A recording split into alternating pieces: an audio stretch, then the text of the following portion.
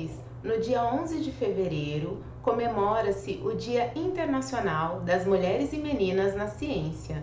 Então, o Histolives quer presenteá-las com uma palestra sobre macroscopia, citologia e histotécnica. Essa palestra foi realizada há 10 anos em um congresso brasileiro de histotecnologia, em que foi um marco na minha carreira técnico-científica. No intuito de incentivar mais mulheres e meninas na ciência, eu entrego esse presente e espero que vocês aproveitem todas as dicas. Até a próxima! Boa tarde, gente. Desculpa os problemas técnicos, primeiramente. Eu agradeço à Sociedade Brasileira pelo convite, para mim é uma satisfação. E um dos motivos que nos une é que, independente de nós termos um histotécnico a vácuo, ou de nós termos esse aqui, por exemplo, nós temos que produzir uma boa lâmina. E, independente de nós termos um micrótomo de última geração, ou de nós termos um micrótomo assim, esse aqui foi utilizado por Matusalém e foi passando de geração em geração até chegar lá em mim, em Dayatuba, né? Nós temos que produzir uma boa lâmina independente. Assim, eu vou expor alguns métodos, enfatizando a importância da área técnica na contribuição ao diagnóstico. Então, paciente com informação clínica de neoplasia de bexiga, recebidos 4 fragmentos acastanhados, à medida do maior e do menor, que foram pintados com eosina amarela para facilitar a visualização na inclusão da parafina e no corte do micrótomo. Dessa forma, a orientação é que a inclusão seja feita os fragmentos próximos uns dos outros, e que nós retiremos o excesso de parafina para que mais cortes caibam na lâmina. Então, nesse caso, 5 fragmentos com 5 cortes corados por HE, cuja conclusão diagnóstica nós vamos falar daqui a pouco. A macroscopia, ela faz parte do diagnóstico e, portanto, ela deve constar no laudo. No nosso serviço, nós colocamos as iniciais do macroscopista no laudo e fazemos revisão para controle de qualidade, revisão de 100% da microscopia. Ou seja, as primeiras iniciais da médica patologista que fez o primeiro diagnóstico e as segundas iniciais da médica patologista que revisou esse caso de carcinoma uroterial, papilífero e não papilífero, com áreas de diferenciação glandular, alto grau e infiltrativo na lâmina própria. Curetagem. Recebidos vários fragmentos, castanhos enegrecidos, que foram medidos em conjunto e foram representados em 3 cassetes. Aqui a orientação é fazer uma boa representação em restos ovulares. Por quê? Se a suspeita clínica for de, por exemplo, for de restos placentários, mas, por exemplo, for de mola e datiforme, e a gente não conseguir visualizar na macroscopia aquelas vesículas que parecem cachinhos de uva com aguinha, assim, líquido incolor dentro, então, às vezes, a gente não consegue visualizar isso na macro. Aí tem que voltar. O médico patologista pede para voltar na macro. E é péssimo voltar na macro, né, gente? Então, a representação do material, importantíssimo também fazer a representação dos cassetes, de forma que você saiba qual cassete é de cada lâmina, porque em alguns serviços eles fazem uma representação só para os 3 cassetes. Aí, de repente, o médico patologista pede um recorte. Aí, pela lâmina, não dá para saber. Então, aí você tem que fazer o recorte dos 3 blocos, ou seja, acaba atrasando a rotina. Dessa forma, nós coramos as lâminas por HE e a conclusão diagnóstica foi de restos deciduais e ovulares. RTU de próstata, ou ressecção transuretral da próstata. Recebidos vários fragmentos acastanhados, que foram medidos em conjunto e foram pesados. Né? A orientação aqui é o peso. No caso, deu 14,08 gramas. E a informação é que, para cada 10 gramas, faça-se um cassete. Como passou de 10 gramas, fizemos 2 cassetes. Recebido também em separado, mucosa uretral. 2 fragmentos, medida do maior e do menor. O material foi assim representado. A para secção transuretral e B para mucosa. O material, então, foi processado, foi incluso em parafina, realizado corte histológico, esticado em banho-maria a 40 graus, as lâminas foram coradas por HE. conclusão diagnóstica do RTU, hiperplasia nodular de próstata, e do B, biópsia uretral, processo inflamatório crônico, ausência de sinais de malignidade. Fragmento ósseo com epitélio mais dente e mandíbula. Então, recebidos 4 fragmentos amarelados que foram colocados em ácido nítrico para descalcificação dos fragmentos, para que o material ficasse amolecido, cerca de 4 horas. Depois, o material foi cortado em 10 fragmentos, processado, aí feita a inclusão em parafina. E aqui a orientação é interessante. Quando você chega para cortar no micrótomo, aí é que é, para sair todos os fragmentos. Então, nós fazemos o quê? Quando nós desbastamos o bloco, nós colocamos esse bloco por 20 minutos novamente no ácido nítrico, a face do bloco no ácido nítrico. Isso faz com que o material fique com uma consistência amolecida e o corte saia íntegro. É importante constar no laudo que o material foi descalcificado em ácido nítrico, porque assim, as pessoas elas não vão ver a lâmina. O que mostra a qualidade do nosso trabalho é o laudo. Então, é importante que essas informações estejam no laudo. Quantidade de fragmentos, quantidade de blocos e que todo o material foi submetido a exame. O material, então, foi corado por HE, e aqui a questão é como que materiais densos, como osso e unha, eles permanecem na lâmina. Essa que é a questão, porque na hora sai da lâmina na coloração. Então, 3 pontos. A grossura, a espessura do corte, nesse caso, com 3 micras, 3 micrômetros. Então, não pode ser com 4, com 5, porque isso facilita que esse material saia da lâmina. Outra questão é utilizar um fixador histológico. E o que pode ser utilizado como fixador histológico? A albumina de Meyer. Se o laboratório trabalha com lâmina silanizada, pode ser utilizado também lâmina silanizada, mas esses 2 são caros. Então, lá em Dayatuba, a gente utiliza ovo. Ovo é clara de ovo. Como que a gente faz? A gente passa a clara de ovo na lâmina, espera secar e pesca o corte, tá? Atenção ao diferenciador aqui. Se você padroniza diferenciador na coloração HE, atenção, porque ele facilita o dobramento do corte. A gente vai falar isso mais para frente. A conclusão diagnóstica foi tecido fibroconjuntivo e ósseo com áreas de fibrose e remodelamento ósseo. Mioma. Mioma é assim, super difícil de cortar. Então, a orientação na macroscopia é que já faça um corte fino na macroscopia para ajudar o histotécnico lá no corte no micrótomo.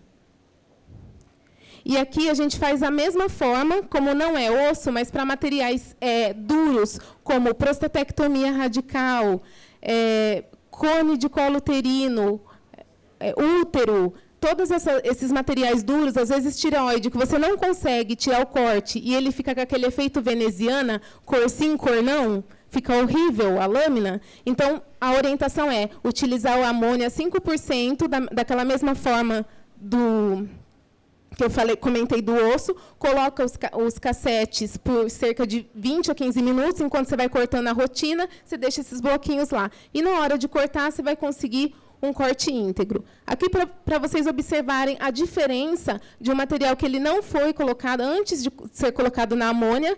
Observe, assim, aqui já começa a querer dobrar, o dobramento da borda e o corte grosseiro, ele, mesmo com 3 micrômetros. Sendo que, nesse aqui, depois do hidróxido de amônia, você consegue um corte esticado e um corte íntegro.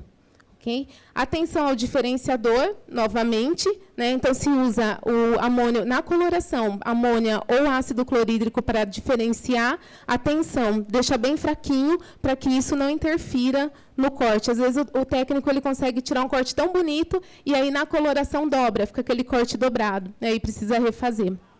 E aqui, só para vocês observarem na macro, aqui é uma esterectomia total, o material não está fixado. Então, o total, porque tem colo uterino, observa-se o endométrio, o miométrio, e observa-se a lesão, uma que está intramural e a outra que está submucosa, só para vocês observarem aqui, no útero, o mioma. E a conclusão diagnóstica, produto de miomectomia, leiomioma. Cisto gigante em dorso. Observe o tamanho da lesão. né? Então, a medida, pintamos com nanquim para indicar a margem para o médico patologista, todas as peles devem ser pintadas, e a representação é da ponta, das pontas, né? E da lesão. Essa lesão é uma lesão graxenta, é aquela lesão que só pelo cheiro você já consegue saber que é cisto de inclusão epidêmica, porque é muito fedida esse tipo de lesão. Cisto seboso, exatamente. Então, essa lesão aqui graxenta, ela dificulta muito o corte no micrótomo. Então, a orientação, nesse caso, é aumentar um pouco a micra. No caso, esse corte foi feito com 5 micrômetros. E pescar em banho abaixo de 40 graus. Porque quanto mais elevada a temperatura do banho, mais assim, você tem dificuldade para pescar o corte. Ele abre. Ele abre no banho. Então, assim, materiais como esse tipo de material, ou linfonodo, mama, que são materiais assim gordurosos, que você coloca no banho, ele não estica e abre, então é importante estar diminuindo a temperatura do banho, e nesse caso nós pescamos em banho em temperatura normal, fizemos cuba com água normal e pescamos, e aí ficou íntegro. As lâminas foram curadas por HE e a conclusão diagnóstica, cisto de inclusão epidêmica. Então, na verdade, assim, eu parto do pressuposto para que ninguém conteste aquilo que você está fazendo. Ah, mas será que era mesmo? Então, era. Eu gosto sempre de representar o tecido e a lesão, mesmo que for de cisto. Assim que a gente trabalha. Lesão em couro cabeludo. Observe aqui, o tecido já está necrose, a medida do material, acastanhado, foi pintado com nanquim para representar a margem para o médico patologista e cortamos. Observar também que os cortes não devem ser muito grossos, porque isso dificulta no processamento. Fazer uma boa representação do material. E aqui nós observamos, que lâminas horríveis. O material não saiu aqui e dobrou aqui, ó. O que aconteceu? O material não foi bem processado, a gente não tem um histotécnico a vácuo e faltou álcool no processamento. Então, quando acontece isso, o ideal é fazer um reprocessamento. Como que eu faço esse reprocessamento? Eu coloco o meu cassete, né, meu bloco de parafina na estufa. Depois eu coloco no xilol para retirar o excesso dessa parafina, deixo lá por uns 20, 30 minutos e depois processar normalmente. Álcool, xilol, impregnação em parafina, inclusão, corte no micrótomo, coloração HE. E a conclusão diagnóstica, carcinoma epidermoide bem diferenciado, infiltrativa até hipoderme, a margem cirúrgica profunda estava acometida, enquanto a de lateralidade estava livre. Vesícula mais biópsia hepática. Vesícula, ela foi recebida parcialmente aberta, observa-se clipe metálico delimitando a margem cística da vesícula, e às vezes até 2 clipes aqui, porque um geralmente está marcando o linfonodo pericístico. Então, sempre dá uma apertada mesmo, apalpa a macro para observar se tem linfonodo, e é importante representar. Outra coisa importantíssima, observou o clipe? Tira o clipe, porque você quer acabar com o humor do técnico, é quando o clipe vai para o cassete, e aí ele é camuflado na impregnação da parafina, e lá no micrótomo ele percebe, ele está, e acaba estragando a navalha, às vezes tem perca de material e perca de serviço também, atraso na rotina. Então, é importante na vesícula, aqui é o fundo, aqui é o corpo da vesícula, representação do fundo, da margem cística e do corpo. Observe que a mucosa estava esverdeada, com estriações amareladas, e observam-se pólipos de colesterol. O material foi assim representado já na posição de inclusão, para que apareça o pólipo, a parede e a mucosa. Então, tem que ser de perfil a inclusão, para que apareça tudo no corte. Porque, às vezes, a pessoa tem que ficar aprofundando. Aprofunda. E o problema está na inclusão. Importantíssimo estar incluindo de forma correta. A biópsia hepática, ela foi cortada em 4 fragmentos. Só voltando um pouquinho, aqui na biópsia hepática, né, como vocês viram, é tudo manual no laboratório, não tem nada automatizado. Então, a gente marca EPI de hepática, para que o técnico, na hora de cortar, ele saiba que ele já tenha que tirar o corte para as colorações específicas. Isso agiliza a rotina, porque senão, às vezes, o bloco já está até arquivado, você tem que gelar aquele bloco novamente, procurar aquele bloco, então isso faz com que agilize a rotina. No nosso serviço, a gente já manda junto a lâmina HE com a coloração específica. Na lâmina A vesícula, né, corada por HE, e B, HE da biópsia hepática, e as outras maçom e PELS. Observe que esse corte é do controle positivo, então é um fragmento de baço e que foi utilizado como controle positivo, que é importantíssimo todas as colorações específicas corar com controle para que você saiba se a reação está funcionando ou não. Na microscopia, B1 é a microscopia do PELS, que você observa os pontos azulados, é o depósito de ferro, então o controle está funcionando, enquanto no maçom você observa o colágeno corado em azul, então estão funcionando. A conclusão diagnóstica da vesícula, colicistite crônica inespecífica com colesterolose. Colesterolose são aquelas estriações amareladas observadas na macroscopia, e pólipos de colesterol. E a biópsia hepática, esteatose macroguticular leve a moderada, sugestivo de esteatohepatite grau 0. Outra vesícula, nossa, como essa menina gosta de vesícula, né?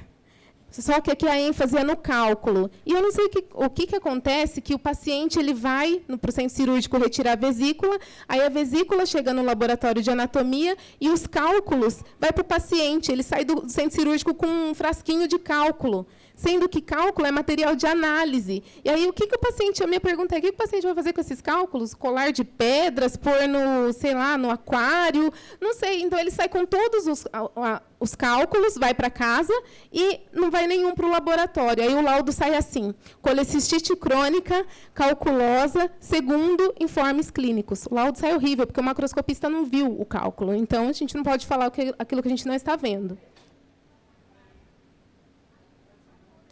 Observe que aqui, nesse caso, a mucosa está esverdeada, mas a parede está bem espessada, então é a representação do fundo, das laterais e da margem cística.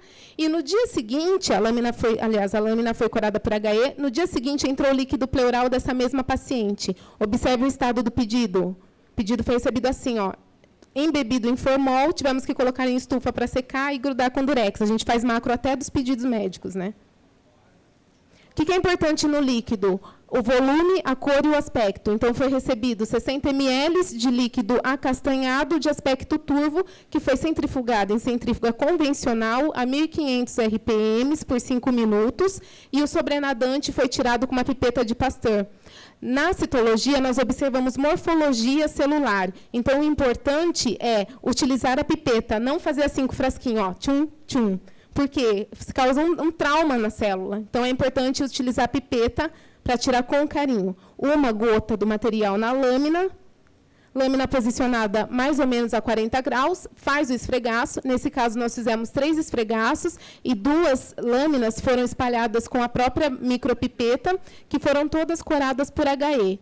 Nesse caso, é importante associar métodos. Você fazer uma coloração por HE, outra por Papa Nicolau, outra por panótico, outra por guinça. Isso é o que diz a literatura. Quem trabalha com rotina sabe que isso é inviável. Padroniza uma coloração e cora. Nesse caso, foi corado por HE. No fundo do frasco, ainda nós observamos uma substância gelatinosa, isso que nós chamamos de cell block, que também, às vezes, o líquido pode ser negativo, mas a célula maligna, né, a célula cancerosa, pode estar exatamente nessa estrutura gelatinosa. Então, nós processamos como biópsia. Em alguns lugares, eles utilizam para fixar o BOAN, em outras técnicas mais caras que o BOAN, no nosso serviço, a gente fixa no formol e processa como biópsia. A lâmina foi corada por HE, a conclusão é citologia negativa com moderado exudato neutrofílico. E da vesícula, a conclusão, colecistite crônica calculosa, suporativa e com extensa ulceração do epitélio de revestimento. Material proveniente de biópsia gástrica, recebido 4 fragmentos acastanhados, que foram pintados com eosina amarela, a mesma coisa, e foi feita uma lâmina de HE. A conclusão diagnóstica foi linfoma não Hodgkin, e esse caso foi mandado para imunohistoquímica, cujas células linfóides na mucosa foram positivas para os marcadores CD20 e KM67 cerca de 90%, ou seja, confirmando o diagnóstico de linfoma não Hodgkin. Esse caso foi só para vocês perceberem que a responsabilidade de quem faz macro de uma peça de alto grau, alta complexidade, e de quem faz de baixa complexidade é a mesma. A mesma responsabilidade, porque você pegar um linfoma numa biópsia gástrica, né, geralmente a pessoa fala, é gástrica, é gastrite. Né? Então, assim, a responsabilidade é a mesma. E, geralmente, biópsia gástrica somos nós que fazemos. Apêndice. A maioria das apendicites estão localizadas na ponta do apêndice. Portanto, é importante fazer uma boa representação dela. Observe aqui, fio cirúrgico é a mesma coisa do clipe metálico. Então, sempre tomar cuidado para que não vá esse fio cirúrgico no cassete. Cortar o apêndice até o fim. Por quê? Porque a luz do apêndice pode aparecer lá no fim, indicando que essa luz não estava obstruída. E é importante a medida da luz também. Então, faz a representação. A lâmina foi corada por HE, e aqui na primeira lâmina nós utilizamos hematoxilina de Harris, enquanto na segunda lâmina nós utilizamos hematoxilina de Meyer. E qual a diferença? Hematoxilina de Harris é uma coloração regressiva, então ela cora tudo de uma vez e depois tem que utilizar diferenciador para que a hematoxilina se concentre no núcleo, né, e contraste melhor com a eosina amarela. Enquanto a de Meyer é uma coloração progressiva, ela cora devagar o núcleo e ela contrasta melhor com a eosina amarela. A conclusão diagnóstica do apêndice foi apendicite aguda em fase exudativa. E para vocês observarem a diferença de Meyer e Harris, corte histológico de vesícula biliar. Em A, nós temos a coloração de Harris, fica uma coloração totalmente rosada. E em B, nós temos uma coloração bonita que para a rotina compensa. Qual a desvantagem de utilizar hematoxilina de Meyer? É uma coloração demorada. Então, nessa lâmina, nós utilizamos 8 minutos de hematoxilina. Tá? E a diferença é o preço também. Ela é um pouquinho mais cara, mas compensa para ter uma lâmina de qualidade. Sobre câncer de colo uterino, as estimativas de novos casos do INCA em 2010 foi de 18.430 novos casos, o número de mortes em 2008 foi de 4.812 e 99,7% estão associados ao HPV, né, papiloma vírus humano, como nós vimos já na palestra anterior. Então, aqui tem a citologia cérvico-vaginal pelo método convencional. E, geralmente, para citologia convencional, eles utilizam um fixador, que é o Citofix ou o Carbovax. O Carbovax ele faz uma fixação tipo tapete na lâmina, e se você corar imediatamente quando chega no laboratório, a lâmina fica com aspecto de embaçado no microscópio, não fica uma boa coloração. Então, o ideal o que vai fazer a diferença na lâmina é o tempo que você deixa no álcool assim que ela chega no laboratório. O ideal é deixar de 1 a 24 horas antes de corar. Tá? E o álcool deve ser de 70% a 95%, não menos que isso e não mais que 95%. Na coluna 1, nós observamos colo normal, citologia e histologia normal. Na coluna 2, lesão no colo uterino. Essa lesão é uma lesão de baixo grau. Na cito, observa-se coilócito. E na histologia também é uma lesão de baixo grau, caracterizando o NIC1. Essa lesão é facilmente reversível, porque o vírus HPV ele ainda encontra-se somente no citoplasma. Então, por isso que quando a paciente está com lesão de baixo grau, é facilmente reversível. Enquanto que na terceira coluna, nós já temos a invasão aqui da membrana basal e já lesão de alto grau caracterizada. Olha o colo uterino como que está. Né? As células parabasais na citologia são as mais afetadas, caracterizando aí lesão de alto grau e é dificilmente reversível. Na coluna 4 e última, a gente já não consegue mais ver o que é junção escamocolunar e muito menos saber que isso daqui já é um colo uterino. E aí a gente já vê que já está invasor. Mais difícil ainda, reversível. Aqui, nesses dois casos, o HPV ele toma conta do núcleo da célula, enquanto que de baixo grau ele está no citoplasma, na coluna 3 e 4 ele já domina o núcleo, e por isso é de difícil reversão. Um estudo de imunocitoquímica que foi publicado em junho desse ano, é muito interessante, porque eles fizeram um estudo para a detecção de células pré-cancerosas. E, para isso, eles utilizaram uma dupla imunorreação por Ki67 e P16.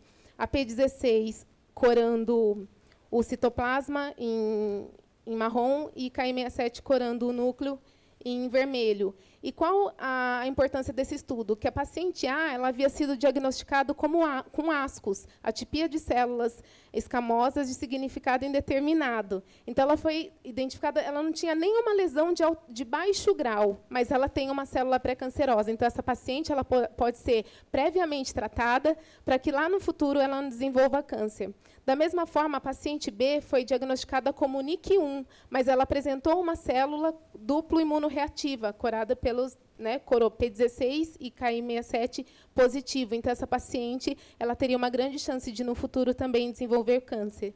E a paciente C ela já havia sido diagnosticada como uma lesão de alto grau e 3 células coraram. Então, esse estudo ainda está bem nos primórdios. A imunocitoquímica ela é pouco utilizada, mas utilizada para pesquisa, porque ainda tem muito falso positivo, né? Então, a técnica ela precisa ser melhorada. A gente utiliza mais a imunohistoquímica como complemento diagnóstico, né? É o que define, e aí A corada por HE e B positivo para Ki67, marcando a desregulação do ciclo, ou seja, confirmando neoplasia intraepitelial cervical de grau 2. Correlação colpocitohistopatológica. Citologia com lesão de alto grau, colo uterino, aqui está esbranquiçado, é onde o médico vai biopsiar. A biópsia chega ao laboratório, né, de biópsia, por exemplo, 12, 13 horas, que foi processada, incluso em parafina, e a lâmina foi corada por HE, cujo diagnóstico é de neoplasia intraepitelial cervical de grau 2, com áreas de NIC1. E qual é a conduta clínica? Quando a colposcopia é satisfatória, ou seja, o médico ele observa a junção escamo-colunar, ele observou o colo da paciente e a lesão é incompatível com o resultado da citologia, ele faz a biópsia. Se a colposcopia é satisfatória, mas a lesão é compatível com a citologia, deu certo, olha, a lesão do colo com a cito, beleza, ele vai ver e vai tratar. Colposcopia insatisfatória, ele não consegue ver a junção escamo-colunar, ele não consegue visualizar o colo certinho da paciente. Se ele não viu lesão também, ele pede uma revisão da lâmina da cito. E se essa revisão é possível e alterar o laudo, ou seja, houve erro na parte técnica de leitura, né, ele vai prosseguir de acordo com o novo laudo. Porém, se é impossível a revisão de lâmina ou se ela não altera o laudo, ele repete a colposcopia e a citologia em 6 meses. Na persistência desse laudo, ele faz uma conização. Cone de colo uterino representa a macroscopia, pinta de 2 cores, endosservice, ectosservice, respeita o fio cirúrgico, como se fosse um relógio, divide em 4 quadrantes, inclui todo o material. Importantíssimo incluir todo o material em cone de colo uterino. É importante na macro também que faça-se, embora o corte seja feito em pizza, ele seja homogêneo. Por quê? Porque senão uma parte fica maior que a outra na macroscopia e na inclusão você não consegue uma boa inclusão. E no corte, lá no micrótomo, tem que ficar fazendo aprofundado, porque não consegue aparecer a endosservice. Então, quando o médico fala, poxa, não apareceu a endosservice, às vezes nem é da inclusão, é de quem fez a macro. Tá? Se a colposcopia ela é insatisfatória, mas ela apresenta, ou ele observou lesão, aí ele faz a biópsia. E essa biópsia pode ser uma CAF, que é uma cirurgia de alta frequência, que também tem que ser pintada de 2 cores, representando endosservice, ectosservice, e processa normalmente. Assim, eu quero agradecer à Sociedade Brasileira de Histotecnologia pelo convite. Joaquim, muito obrigada. O nosso trabalho ele não é só estudo, mas também é uma combinação de arte com talento. Eu deixo meu e-mail andressagermano@yahoo.com.br. Você, eu, na verdade, nós, somos essenciais na contribuição ao diagnóstico. Obrigada a todos pela atenção.